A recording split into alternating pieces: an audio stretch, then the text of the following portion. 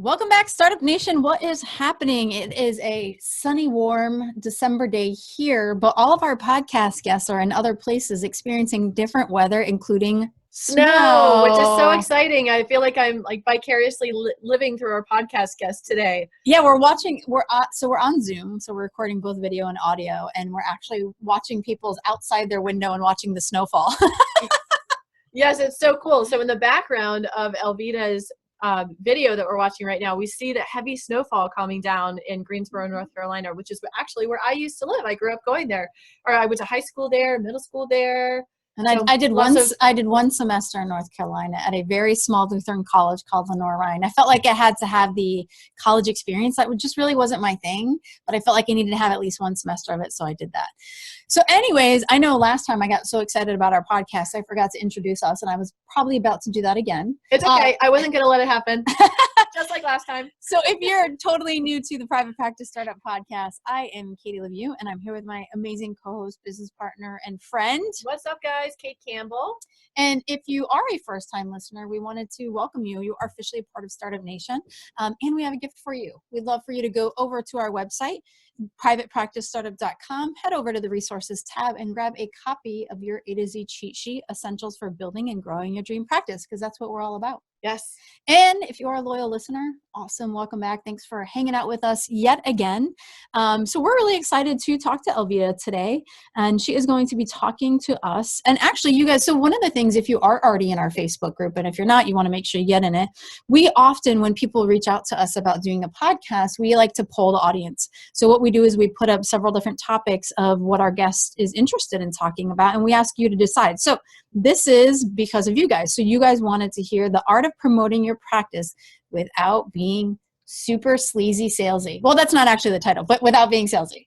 That does make it a fun title, though. It does. It'd be hard to say 3 times fast. Yeah. So welcome, Elvita. Hi. Thank you for having me. We are excited to have you and happy to get into this topic. But before we do that, we wanted to go ahead and thank our sponsors. Yes. So our sponsor for today's episode is Therapy Notes. And some of you may have heard of them. Some of you may be using them. Some of you might not have heard of them. They are a practice management software system, and they can help you really optimize and streamline your practice. They have a HIPAA compliant platform for notes and all sorts of different aspects that they provide. And we actually did a podcast interview with Brad Pliner, the CEO of Therapy Notes. That was episode 53, I believe. 54. Is it? Okay. Yep. So episode 54. So if you want to hear more about Therapy Notes, make sure you listen to that episode. And Brad and his team do a really great job. And so we highly recommend them. And if you guys are interested in streamlining your private practice, definitely check them out. Head over to privatepracticestartup.com, visit our resources tab there. You'll see it under the menu, and look for Therapy Notes, and you'll be able to get your first month free. So you can do a trial run of their platform, which is really cool.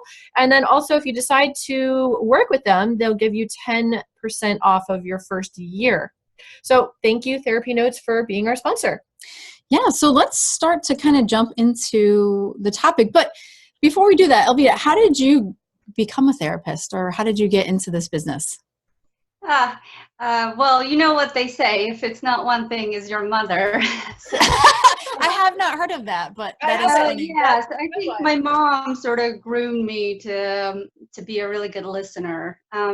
And then I think in high school, I came across this really interesting book on Freud's life. And that got me really interested in psychology, and I started reading all these psychology books. So I'm one of those people that read psych books for fun. And I always wanted to be a therapist since I was in high school. Very cool. Yeah. And I'm excited about this topic because one of the things that I find that one thing that I find that therapists is like, when we're in the therapy room, it's like we're really good in that room, but then we forget that we have these amazing skills that are applicable outside the therapy room. And sales really is a lot of rapport building. And we're really good at that as therapists. So just kind of keep in mind of that. And we would like to invite you guys to maybe reframe your relationship with sales as just a way of building and nurturing a relationship. And of course, that's done in many different ways, right? Whether it's online marketing, whether it's face-to-face marketing, whether it's an initial phone call with a client. So there's many ways to do sales and marketing, but we just want to invite you to know that you already have a lot of these great skills. Mm-hmm. So let's jump into your topic, Elvita. So what do you want to share with our audience about the art of promoting your practice without being salesy? Well, yeah, just like you said, I think I became a therapist, and I'm sure a lot of people relate to this, because I did not like marketing or business. And that's the front end of our business, is how to promote ourselves. And I didn't like accounting, and that's the back end of our business, which I also hated for a while.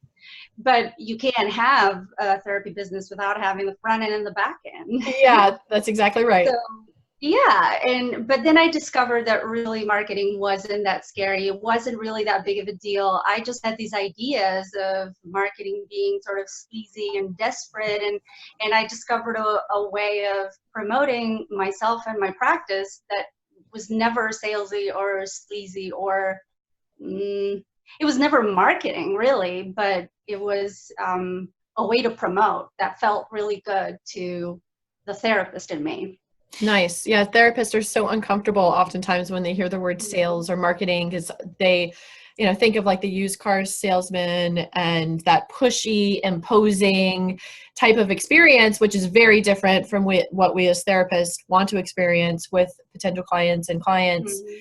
We want it to be, very comfortable relationship and not like imposing and pushy and like, eek, get away from me kind of a thing. What were you going to say? No, I was just going to say, I know that we've kind of even struggled with that. And I was just thinking about, so we have attorney approved private practice paperwork. And one of the places that we would talk about that is in our supervision workshop.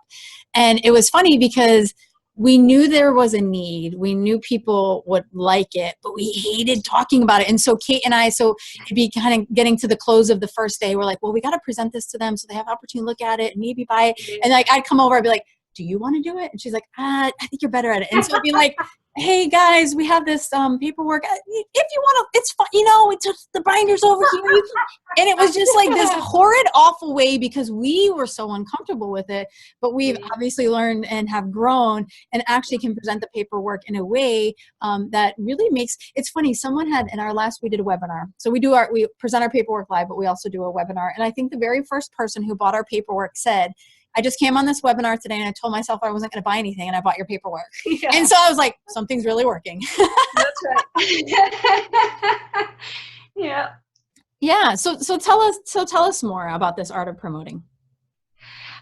So the way that I figured out how to promote without feeling like I'm marketing, there are three things to this. And I will start with the one that we are the most comfortable with, and that's what we do best. Which I call mastery.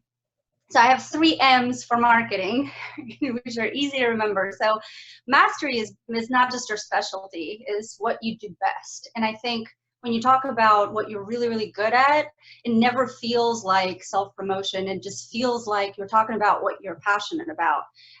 So I'll give you an example. For me, I realized very early on I'm a big picture kind of person. So I'm really good at looking at the big picture. And I'm also a big mindset person. So I'm really, really good at changing or working with mindset. And once I realized this, I can talk about this for hours, So I'm like trying to stop myself from going on and on about it. And it never feels like I'm marketing per se, but it's something that my clients, it's important for them to know. So that's the most comfortable one that we know is what we do best and who we are most passionate about helping, basically. So the second part is, so these get less and less comfortable as I go down the list. So the second one is the message. And I think we are not very good at this as therapists because we know what we're good at, but we don't always know. And this is very, very surprising because we are in tune with what our clients need. But sometimes we don't know what their problem actually is. And we focus too much on our specialty. And this is what I see is that and use a lot of jargon and verbiage that our clients don't really understand. So the message has to be all about the client. What keeps them up at night? What is their problem? What do they want, basically? Not necessarily what they need, but what do they want? And usually what they want is a relief from the problem that they're experiencing. So the message has to be, in my opinion, what makes it the least salesy really is solving a problem. So if my mastery solves a problem, then I don't have to sell that. That's something that people will come to me for, because they want a relief from their pain and their problem. So the message has to be problem focused and benefit focused. Of, you know, what are my clients going to get out of this? And if you put those two together, then you have a very strong sort of marketing message. This is really bullet points. And then the third one is the one that we are most scared of, and that's the method. So I think everybody's different with this, but I'll give you an example of how I think sometimes the method can be very salesy. So I get these calls from time to time, and recently I got a call from this guy that said, you know, I want to put your life coaching business, because I do therapy and life coaching, I want to put it on golfers' scorecards. Well, this person called me from the company that does them, and you know, and I'm like, what are scorecards? I don't know nothing about golfing. And he said, well, there are these booklets that they put in their back pocket. And that was like the first no. It's like, I do not want to be in a golfer's back pocket. And then he proceeds to say, well, you know, hole number 2 is open, and I can put, you know, your whole business on hole number 2. Apparently each page has corresponds to a hole on the golf field. And I said, no, there's no way this is going to work for me. So in terms of the method, there are certain methods that can be very salesy. And platforms that can sound and be very salesy.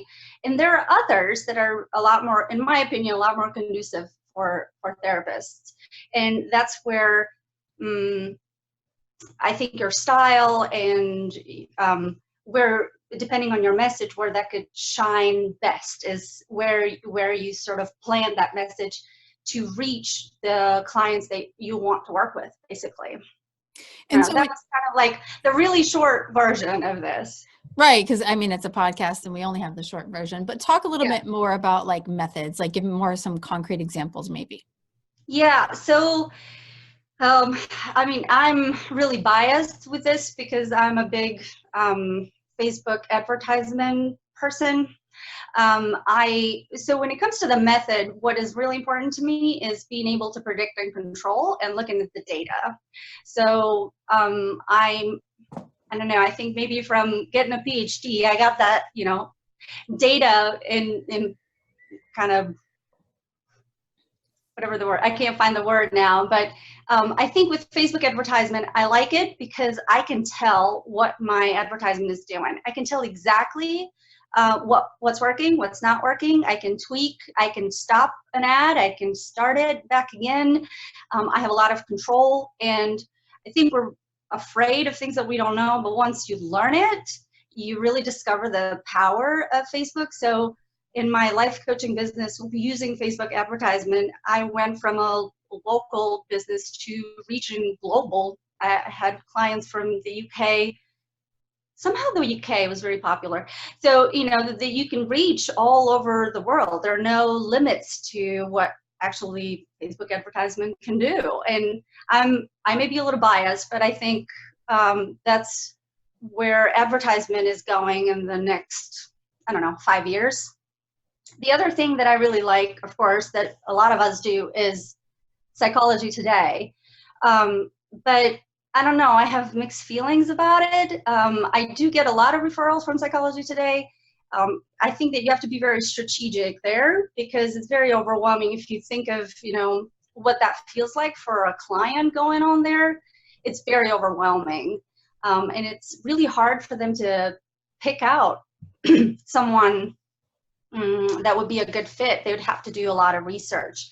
And that's more of, what's considered more of a hot traffic. So someone who goes on Psychology Today, they're actively looking for someone, and they're going to pick someone dependent upon match, basically.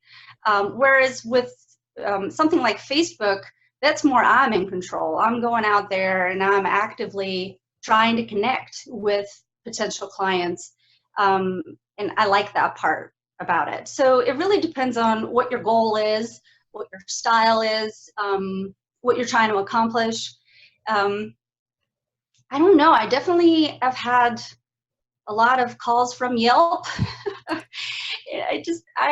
I hate these platforms. I don't know. I'm sorry. I hate is a strong word, but I really do. Like, I never did Yelp. I did some Google advertisement, but I don't like that either. I think we should go with SEO and not pay Google for ads. So really, I'm active on all other social media platforms, but I don't know that any of their advertisement is as good as Facebook is.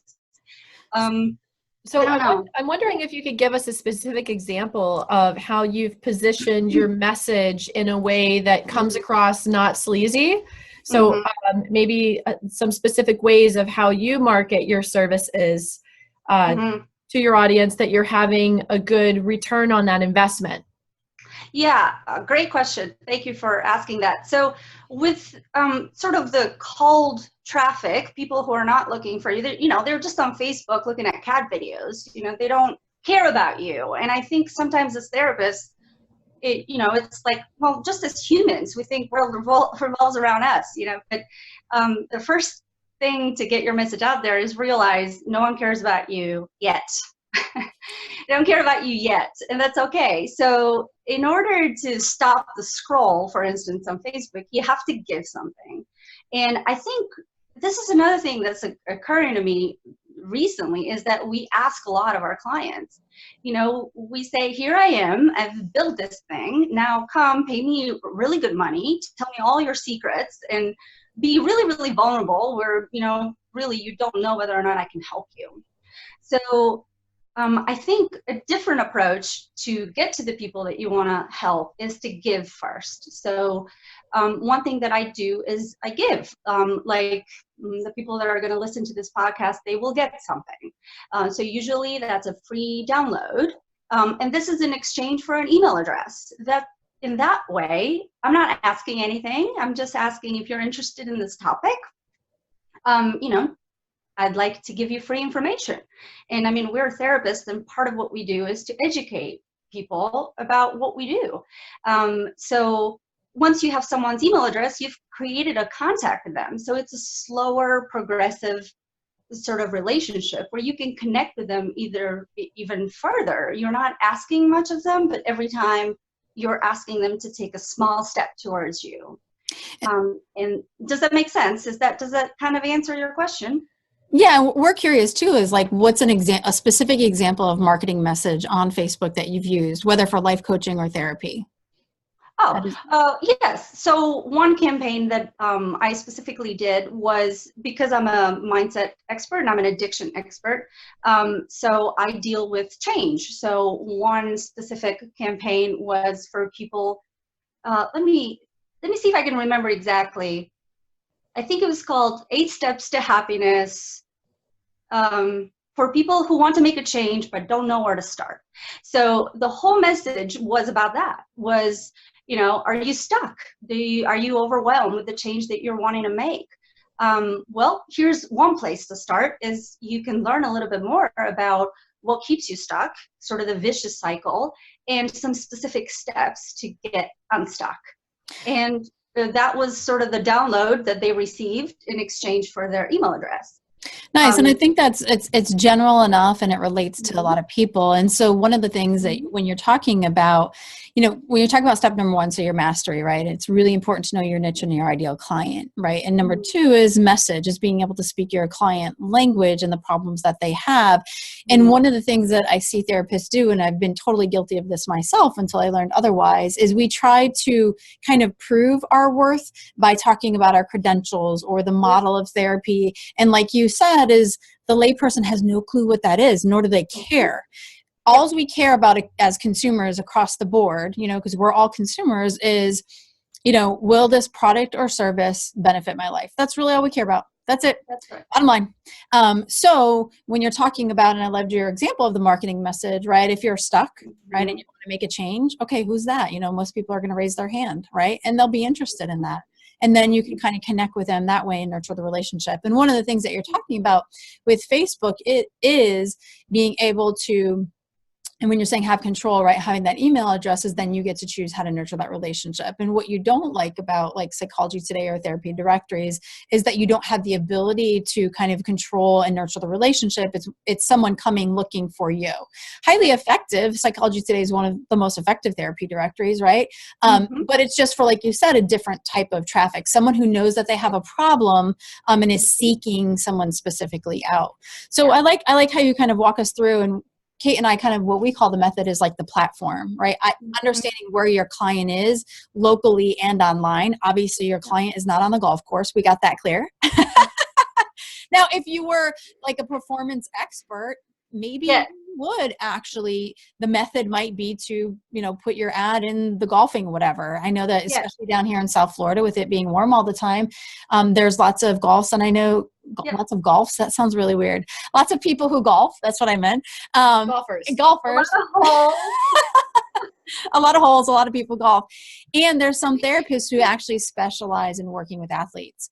So you need to know where your ideal client is, what message they have. And so if you were marketing to the golfer, it might be, do you want to improve your game? Is your mindset blocking you? Something like that. So very cool. Yeah, so this is I'm really glad you said that, because you also have to be able to identify your no clients. And so like for me, I don't work with kids or parents. I don't do anything like that. So it'd be very weird for me to go on there and say, oh, you want some parenting techniques or anything like that. But that, I could sort of help someone identify a message just based on what I know people who work with kids do, right?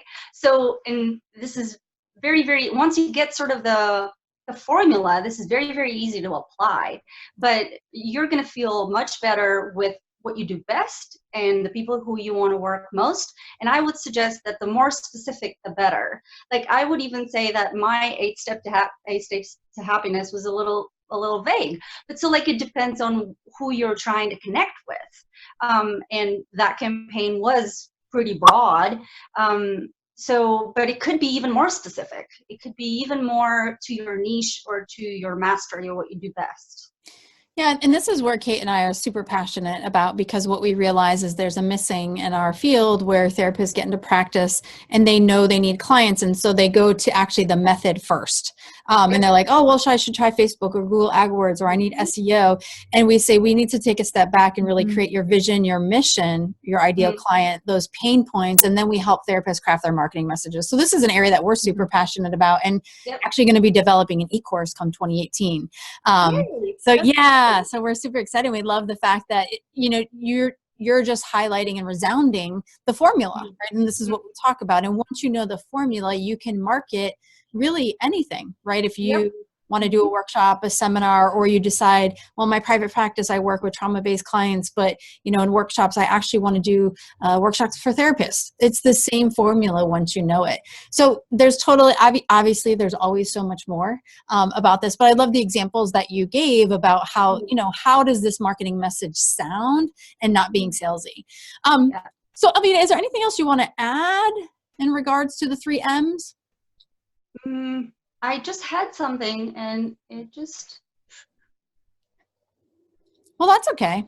Well, how about this? What do you want to... That's kind of important. Anyway, maybe it'll come to me. So how about this? I'm just going to ask our podcast editor to edit out me asking her, is there anything else you want to add? So just cut all of this out. We're going to wait a few seconds. Can you take note of the time from when we started this podcast? I don't know where the time is on here. Oh, I know what I wanted to say. Okay. So hang on one second, because with the new podcast editor, we have to give the exact time. We don't. Where's the time? You looked at your phone when it started. Do you remember what time it was? I don't. You don't remember what time it was? No. Okay. All right. We'll just have to look it up. Okay, so you did remember? Yes. Okay, so let me hang on just 1 second. We're going to wait 5 seconds and then I'm going to ask you again. Okay. Elvita, was there anything else that you wanted to add about the 3 M's? Yes. So what I think is really, really cool about this is not just that it's effective, it's also very stress-free. So if you imagine thinking to yourself, how can I get more clients? That's very stressful, because no matter how many clients you have, you always want more. This is in 7 years of private practice. Like, I'm full and I'm thinking, I want more. And I'm like, dude, you can't do more, stop, you know? So that's very stressful. But if you ask yourself, how can I solve a problem? Then all of a sudden you're a lot more creative, a lot more relaxed. You sit back and you can come up with a brilliant sort of solution or help for someone who does have a problem. So very different mindset, very different experience. Yeah, I've realized that sales and marketing is a total shift in mindset, and that's how it's helped us be successful in this area, by shifting the mindset. So I love that that's kind of the message you want people to take away. And, you know, I think I forgot to say in the beginning of our podcast, who we talked about our podcast from previous. Did I share that? Yes, I did. Yes. Okay. I just want to maybe I'm just so excited about those guests and topics, but make sure you listen to the podcast before, which was Profit First with Ernesto Segismundo and Laura Long. So Elvita, how can people get in contact with you if they'd like to reach out to you? Well, so they can go on my website. That's privatepracticezone.com. I have a Facebook group, which is also, I think it's called Practice Zone. And it's a closed group, and I do a lot of Facebook Lives on there, and I'm more of a sort of a one-on-one. I have a big presence in the group, and I do a lot of videos and resources and all of that. I think so that's it. So what we'll do is we'll just add those links to our show notes. So if people are interested in reaching out to you, and we'll also add the link to the PDF that you have, which is called what? Okay, let me see if I can remember this. How to become a marketing pro in 5 easy steps. Nice. I like it. So we'll go ahead and add that link as well. And it really is 5 easy steps. Very cool. So Startup Nation, we wanted to say thank you for joining us for another episode of the Private Practice Startup Podcast. Next week, you will be listening to the podcast with Justin Gaines. And Justin actually has done a podcast with us previously on credentialing and things that you need to know about credentialing. And the cool thing about Justin is he's actually local, and he likes to actually come to the office and do a live podcast. He should be here any minute, and his podcast topic is going to be on out-of-network benefits. So for anybody who is using insurance and wants to know how to bill out-of-network, that is going to be a really good podcast for you guys to listen to. Fantastic. So Startup Nation, have an amazing day or rest of your day or good day tomorrow or whenever you're listening to us. We wanted to say thanks for tuning in. Check out the show notes page for all the resources, tips, suggestions from today's podcast. And we just wanted to say thanks so much for allowing us to inspire you from startup to mastery. Have a great day.